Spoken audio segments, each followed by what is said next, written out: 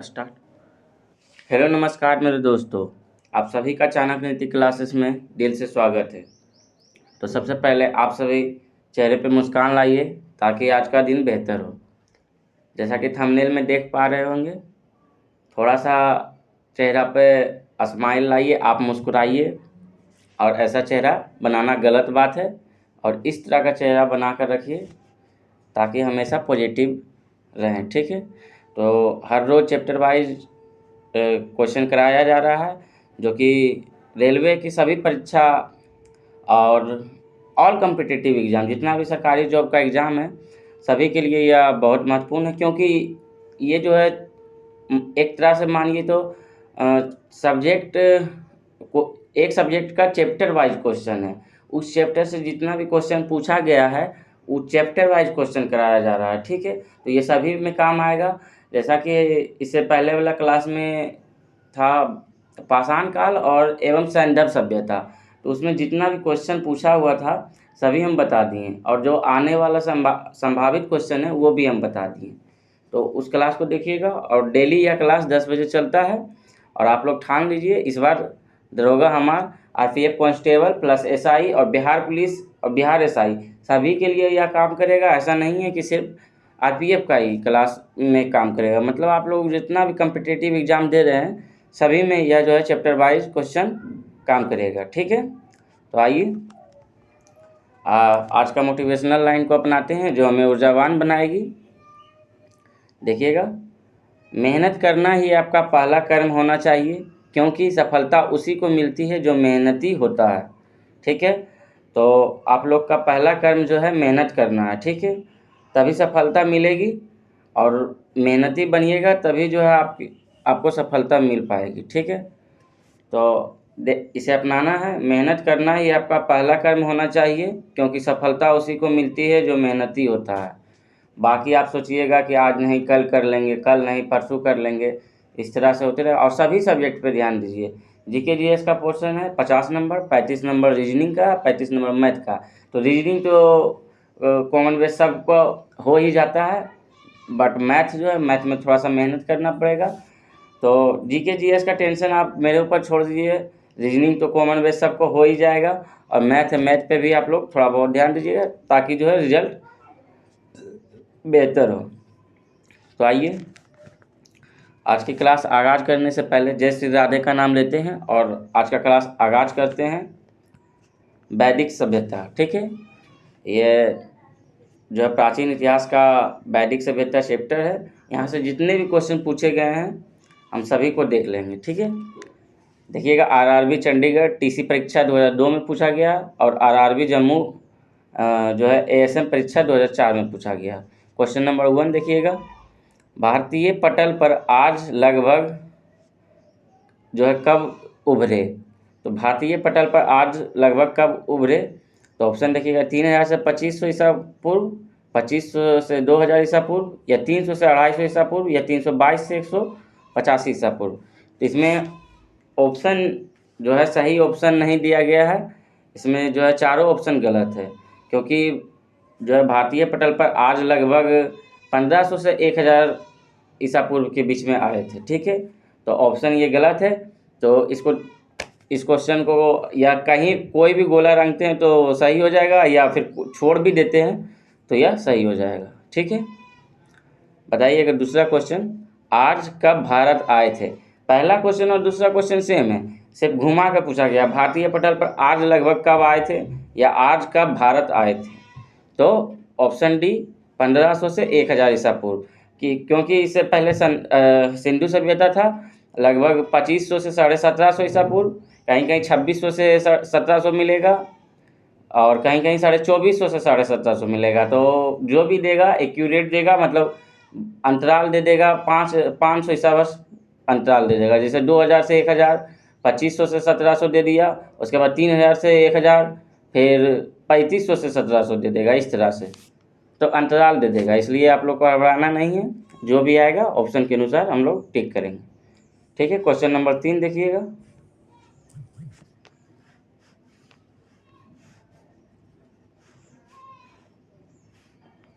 Question number 3 में देखिएगा, आज लोग भारत में कहाँ से आए थे? तो आर्य लोग भारत में कहाँ से आए थे? तो मध्य एशिया से। ऑप्शन सी मध्य एशिया से। ऑप्शन था पूर्वी यूरोप, बी में ऑस्ट्रेलिया, सी में मध्य एशिया और डी में दक्षिण पूर्व एशिया। लेकिन मध्य एशिया से आर्य लोग भारत कहाँ से मतलब आर्य लोग भारत में कहाँ से आए थे? तो ऑप्शन सी मध्य एशिया। और यह सब क्वेश्चन पूछा हुआ है, देख रहे हैं, आरआरबी सिकंदराबाद बोर्ड जीजी परीक्षा में पूछा है, और आरआरबी कोलकाता, ठीक है, जो एक बार 2001 में और 2012 में। तो पुनः क्वेश्चन रिपीट हो सकता है, ये थोड़ा बहुत घुमा के दे सकता है, इसलिए आप लोग को ज़्यादा पढ़ना नहीं है, इसी को फॉलो करना है। तो फिर देखिएगा, आज भारत में किस रूप में आए थे? बोले थोड़ा बहुत घुमाता है। तो चौथा क्वेश्चन में आज जो है भारत में किस रूप में आए थे? तो ऑप्शन सी आक्रमणकारी के रूप में, ठीक है। आज मतलब जो है भारत पे आक्रमण किया, आक्रमणकारी के रूप में माना गया। तो आज भारत में किस रूप में आए थे? आक्रमणकारी के रूप में। पांचवा क्वेश्चन देखिएगा, निम्नलिखित में कौन सा वेद सबसे प्राचीन है? तो आप लोग सभी लोग जानते होंगे सबसे प्राचीन वेद कौन सा है? सामवेद, यजुर्वेद, अथर्ववेद, ऋग्वेद या उपनिषद? तो ऑप्शन डी ऋग्वेद होगा। ऋग्वेद, उसके बाद यजुर्वेद, उसके बाद सामवेद, उसके बाद अथर्ववेद, इस तरह से है। और ऋग्वेद को पढ़ने वाले को क्या कहते हैं? तो होत्र। और ऋग्वेद में जो है गाय को किस शब्द से किया गया है? तो अगन्या, ठीक है, गाय को अगन्या कहा गया। और ऋग्वेद को पढ़ने वाले को होत्र, ठीक है। ऋग्वेद में कुल 10 मंडल है, क्योंकि तीसरे मंडल में गायत्री मंत्र का उल्लेख है और 10वें मंडल में वर्ण जाति का उल्लेख है, ठीक है। और 9वें मंडल में सोम का उल्लेख है। तो आप लोग ऋग्वेद के बारे में जो है थोड़ा बहुत टॉपिक और अलग से एक्स्ट्रा जो है कहीं पढ़े होंगे तो याद होगा आप लोगों को, ठीक है। और ये जो है सामवेद को संगीत का वेद कहा गया है, ये भी आप लोग जानते हैं, ठीक है। और यजुर्वेद को पढ़ने वाले को तो यजुर्वेद कहा गया है, ठीक है, इसको भी ध्यान रखिएगा। छठा क्वेश्चन देखिएगा, ऋग्वैदिक आर्य किस भाषा का प्रयोग करते थे? तो ऋग्वैदिक आर्य जो है किस भाषा का प्रयोग करते थे? तो संस्कृत। ऑप्शन ए संस्कृत भाषा का प्रयोग करते थे, ठीक है। सातवां क्वेश्चन देखिए, ऋग्वेद में सबसे पवित्र नदी का जिक्र मतलब किस नदी का जिक्र था? तो सरस्वती नदी को जो है ऋग्वेद में सबसे पवित्र नदी माना गया है। वर्तमान समय में गंगा नदी को मानते हैं, लेकिन ऋग्वेद में सबसे पवित्र नदी का जिक्र सरस्वती नदी को मानते थे, ठीक है। रहेगा शास्त्रीय, आठवां क्वेश्चन, शास्त्रीय संगीत के सिद्धांत की विवेचना की गई है। तो शास्त्रीय संगीत की सिद्धांत की विवेचना किस वेद में की गई है? तो सामवेद में। ऑप्शन डी 100 से सामवेद और 100 से संगीत। तो संगीत का जो वर्णन है सामवेद में किया गया है। 9वां क्वेश्चन देखिएगा, जो है मिलान कीजिए, ठीक है, सूची 1 एवं सूची 2 को सम्मिलित करें। तो बताइएगा ब्राह्मण जो है किससे संबंधित है, उपनिषद किससे संबंधित है, और अथर्ववेद और ऋग्वेद, ठीक है। तो ब्राह्मण जो है किससे संबंधित है? तो वैदिक कार्यों की संपादन विधि का वर्णन है, ठीक है। और ऋग्वेद में जो है ऋग्वेद में जनसाधारण रीति रिवाजों का वर्णन है। उपनिषद जो है वैदिक कार्य, उपनिषद देख लेते हैं, मिलान कर लीजिए यहाँ पे, इसका आंसर बी, तो बी है तो आंसर। तो ब्राह्मण जो है वैदिक कार्यों की संपादन की विधि का वर्णन है, ठीक है। उपनिषद जो है शिक्षण संबंधी समस्याओं का वर्णन है, और अथर्ववेद जो है जनसाधारण रीति रिवाजों का वर्णन है, और ऋग्वेद जो है अवस्था के साथ भाषा में समानता, ठीक है। ऑप्शन बी होगा इसका आंसर। आप लोग मिलान कर लीजिएगा और एक बार ध्यान से देख लीजिएगा ताकि माइंड में सेट हो जाए। तो यह वैदिक युग के लोगों द्वारा सर्वप्रथम किस धातु का प्रयोग किया गया था? तो वैदिक युग के लोगों द्वारा सर्वप्रथम किस धातु का प्रयोग किया गया था? तो लोहा। इस टाइम जो है लोहा का विकास हो गया था, इसलिए वैदिक युग के लोगों द्वारा सर्वप्रथम लोहा धातु का प्रयोग किया गया था। और बताइएगा कांस्ययुगीन सभ्यता जो किसे कहते हैं? तो सिंधु सभ्यता कहते हैं, क्योंकि वहाँ अभी तक लोहे का साक्ष्य प्राप्त नहीं हुआ है, ठीक है। 11वां क्वेश्चन देखिएगा आप लोग, ब्राह्मणवाद जिसे कि आज एक श्रेष्ठ वर्ग के रूप में समझा जाता है, उसकी जड़ें क्या थी? तो उसकी जड़ें ईसा युग की आरंभिक शताब्दियों में थी। ठीक है, ब्राह्मणवाद जिसे आज एक श्रेष्ठ वर्ग के रूप में समझते हैं हम लोग, उसकी जड़ें क्या थी? तो ईसा युग के आरंभिक शताब्दियों में। आइए 12वां क्वेश्चन देखते हैं।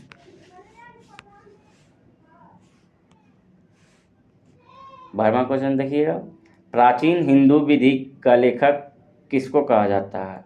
तो प्राचीन हिंदू विधि का लेखक किसको कहा जाता है? तो मनु को। ऑप्शन सी होगा, मनु। इसे जो है प्राचीन हिंदू विधि का लेखक कहा जाता है, मनु को। 13वां क्वेश्चन देखिएगा, हिंदू विधि पर एक पुस्तक मिताक्षरा किसने लिखी थी? तो विज्ञानेश्वर ने। ऑप्शन सी, हिंदू विधि पर एक पुस्तक मिताक्षरा लिखी थी विज्ञानेश्वर ने। तो यह 14वां क्वेश्चन, वैदिक युग में जो है, वैदिक युग में कौन सी विवाह प्रथा थी? तो बहु विवाह प्रथा अज्ञात थी, बाल विवाह प्रमुख था, या विधवा पुनर्विवाह कर सकती थी, या अनुलोम विवाह स्वीकृत था? तो ऑप्शन डी जो है, वैदिक युग में अनुलोम विवाह जो है स्वीकृत था। ठीक है। 15वां क्वेश्चन देखिएगा, वह सही तिथि क्रम क्या है जिसमें निम्नलिखित ने भारत पर आक्रमण किया है? तो सबसे पहले भारत पर आक्रमण कौन किया था? तो आर्य किया था, उसके बाद यूनानी किया था, उसके बाद कुषाण किया था, उसके बाद हून किया था। तो ऑप्शन बी होगा। ऑप्शन बी, सबसे पहले आर्य, उसके बाद यूनानी, उसके बाद कुषाण, उसके बाद हूनों का आक्रमण। ठीक है। तो यहाँ जो है भारत पर आक्रमण सबसे पहले आर्य, उसके बाद यूनानी, उसके बाद कुषाण, उसके बाद हून। Option D. 16वां क्वेश्चन देखिएगा, स्कंद पुराण में गढ़वाल को किस नाम से जाना जाता है? तो स्कंद पुराण में गढ़वाल को केदार खंड के नाम से जाना जाता है। ठीक है, गढ़वाल को किस नाम से जानते हैं स्कंद पुराण में? केदार खंड के नाम से। 17वां क्वेश्चन देखिएगा, शब्द निष्क का अर्थ वैदिक काल में क्या था? तो शब्द निष्क का अर्थ वैदिक काल में आभूषण था। निष्क का अर्थ आभूषण था वैदिक काल में, जिसका अर्थ बाद में प्रयोग हुआ किस रूप में? तो सिक्का के रूप में।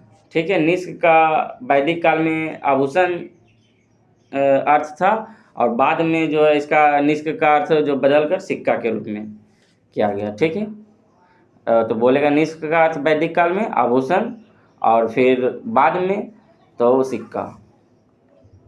18वां क्वेश्चन देखिएगा आप लोग, ऋग्वेद में वर्णित देवताओं में सबसे प्रमुख देवता कौन थे? तो ऋग्वेद में वर्णित देवताओं में सबसे प्रमुख देवता थे इंद्र। इंद्र जो है सबसे प्रमुख देवता थे। ऋग्वेद में सबसे प्रमुख देवता इंद्र थे। और वैदिक देवता इंद्र ईश्वर जो थे वो किसके थे? तो वर्षा एवं वज्र के थे। ठीक है, वैदिक देवता जो इंद्र ईश्वर थे किससे संबंध रखते थे? तो वर्षा एवं वज्र। मतलब वर्षा जो है इंद्र भगवान के द्वारा अभी भी वर्तमान समय में वर्षा अगर गाँव में नहीं होता है तो वो बोला जाता है, हे इंद्र भगवान ऐसा क्यों कर रहे हैं, मतलब हम लोग भूखे मर जाएंगे, किसान लोग बोलते हैं इस तरह का। तो इंद्र देवता थे जो कि वर्षा एवं वज्र के इंद्र देवता को माना जाता है। ठीक है, 20वां क्वेश्चन देखिएगा, ऋग्वेद का प्रमुख देवत्व कौन है? तो ऋग्वेद का प्रमुख देवत्व कौन है? तो अग्नि। ठीक है, ऋग्वेद का प्रमुख देवत्व कौन है?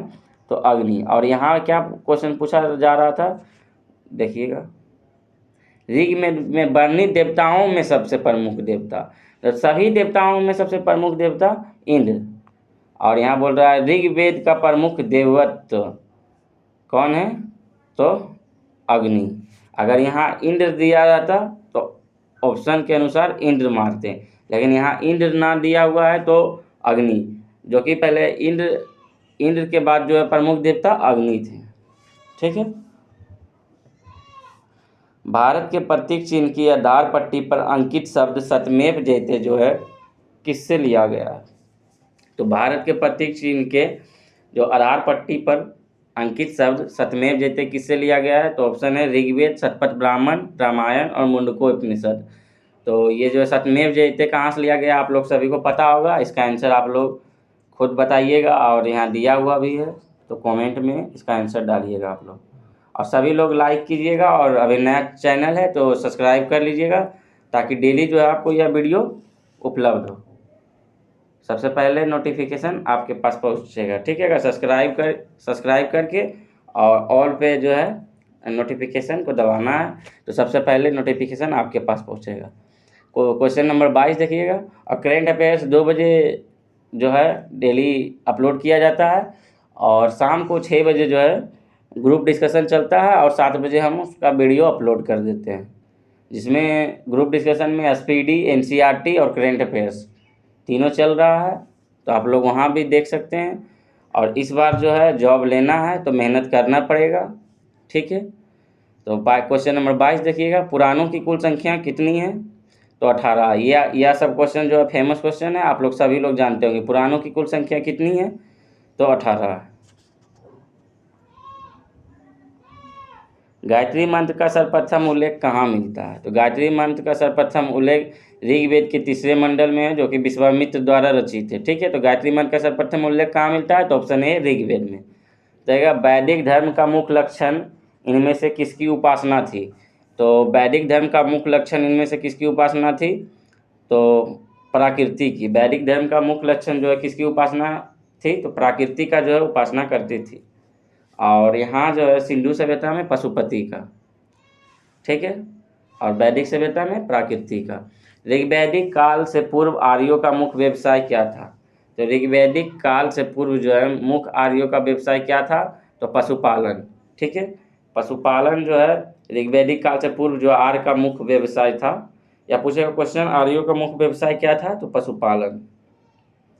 ठीक है, और सिंधु सभ्यता में मुख्य व्यवसाय क्या था? तो कृषि तथा व्यापार। ठीक है, कृषि तथा व्यापार। यह 4 आश्रम निम्नलिखित में से संबंधित है। तो किससे 4 आश्रम संबंधित है? जीवन के चरणों से, जाति से, राजाओं और महात्मा के निवास स्थान से, या आर्य समाज के धार्मिक और पूजनीय स्थल से। तो 4 आश्रम जो है जीवन की चरणों से संबंधित है। ठीक है, जीवन की चरणों से। 27वां क्वेश्चन देखिएगा।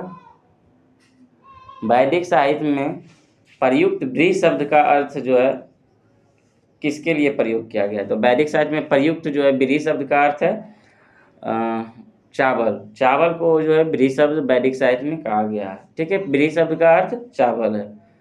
यह वैदिक साहित्य में ब्री शब्द का अर्थ चावल होगा। यह पाणिनि किस विषय के प्रसिद्ध विद्वान थे? तो पाणिनि जो है भाषा और व्याकरण के थे, या आयुर्वेद के थे, या खगोल विज्ञान के थे, या जीव विज्ञान के। तो पाणिनि किस विषय के प्रसिद्ध विद्वान थे? तो भाषा और व्याकरण। ठीक है, भाषा और व्याकरण। लास्ट क्वेश्चन देख लीजिएगा। आर्य समाज जो है कितने वर्णों में विभाजित था? तो 4 वर्णों में। ठीक है, 4 वर्णों में कौन कौन? तो ब्राह्मण, क्षत्रिय, वैश्य, शूद्र। 4 वर्ण में विभाजित था आर्य समाज। ब्राह्मण, क्षत्रिय, वैश्य, शूद्र। ठीक है, तो आप लोग जो है इस क्लास को देखिएगा, उसके बाद शाम को जो है ग्रुप डिस्कशन में जुड़िएगा, जो कि बहुत सारा कॉन्सेप्ट क्लियर हो जाएगा। एक बार सिर्फ देख लीजिएगा और वहाँ सुनिएगा तो याद हो जाएगा। ठीक है, और जितना भी जो ये हर चैप्टर वाइज क्वेश्चन चल रहा है, सभी को एक जो है याद कर लीजिएगा, माइंड में सेट कर लीजिएगा, यहीं से क्वेश्चन आएगा। ठीक है, और चैप्टर वाइज कराएंगे हर सब्जेक्ट का। फिजिक्स का हो गया, केमिस्ट्री का हो गया, बायो का हो गया, इकोनॉमिक्स का हो गया, ज्योग्राफी का हो गया, पॉलिटी का हो गया, और ये हिस्ट्री का जितना, और स्टैटिक भी है, और 40 सेट हम करवाएंगे। ठीक है, तो इस बार जो है कहीं किसी प्रकार की कोई दिक्कत नहीं होगा GK GS में। और रीजनिंग आप लोग जो है खुद से बनाइए, और मैथ को जो है जहाँ भी पढ़ते हैं उसको ध्यान से पढ़िए। ठीक है, तो आज के लिए इतना ही। थैंक यू, जय हिंद।